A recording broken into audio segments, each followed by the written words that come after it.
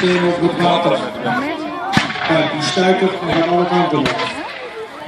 U ziet Franse versterkingen optrekken om dus de grotere eenheden terug te drijven. In eerste instantie de mensen in het andere uniform, de 27e jagers. Zo zult u zien dat andere infanterie-eenheden zich op zullen staan in linie, zoals op het moment de bomen de Fransen doen. Hier voor de grote tent gaat nu het 85e regiment infanterie en het 127e regiment infanterie naar voren.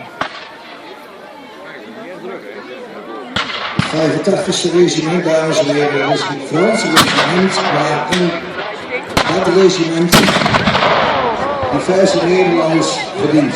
Dus wees je op een beetje voor de Fransen.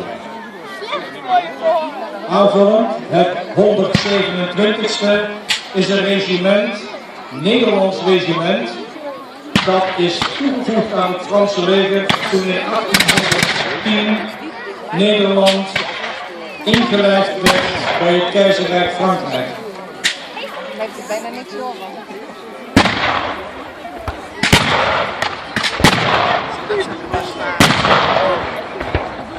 Je ziet dat de keizer zelf aanwezig is bij de slag. Duivenhoorn is te belangrijk